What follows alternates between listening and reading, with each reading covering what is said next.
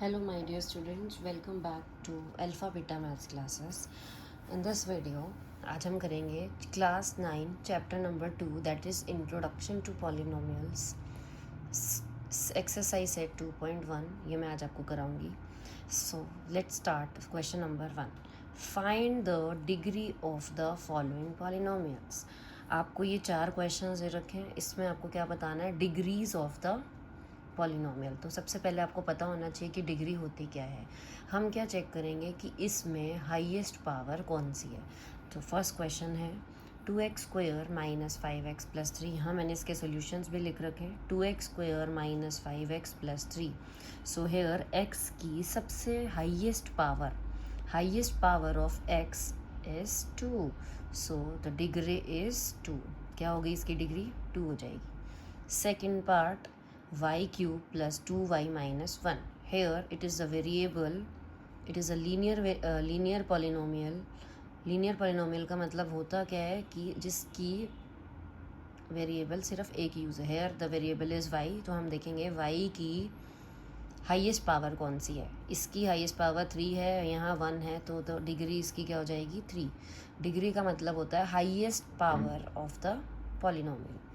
Third question है -9. Here there is no degree, तो it's degree will be 0. Constant term की कोई भी डिग्री नहीं दे रखी, जिसकी कोई भी पावर नहीं दे रखी उसकी डिग्री क्या हो जाती है? 0 हो जाती है.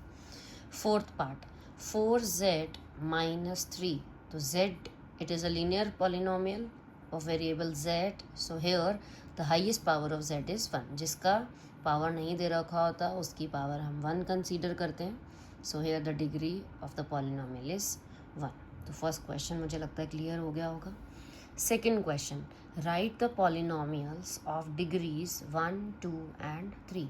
मुझे ऐसे पॉलिनोमियल्स बनाकर लिखने हैं जिसकी डिग्री 1 हो, 2 हो और 3 हो. चलो देखेंगे. Polynomials of degrees 1, 2 and 3. Degree 1 का पॉलिनोमियल 3x प्लस 1, यानी कि मैंने x की हाईएस्ट पावर क्या ले ली? 1. डिग्री 2 हाईएस्ट पावर ले ली x² माइनस 4x प्लस 7.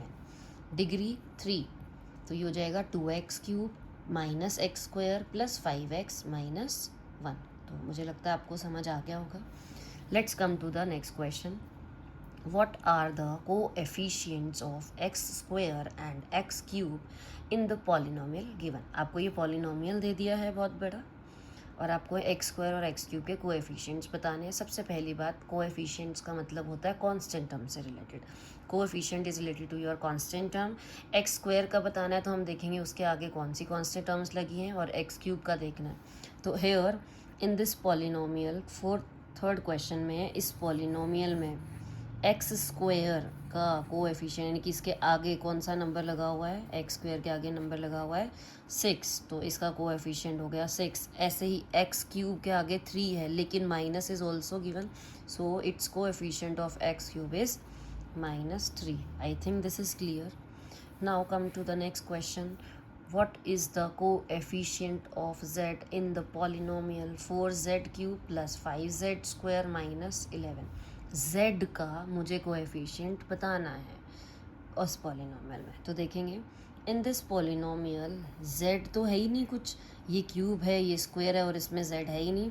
तो there is no term in z की पावर 1, ऐसी कोई टर्म है ही नहीं. तो इसका कोएफिशिएंट हो जाएगा 0. जिसकी कोई भी टर्म नहीं होती है उसका कोएफिशिएंट 0 हो जाता है, जैसे कि ये वाला किया था हमने, डिग्री बताई थी ना.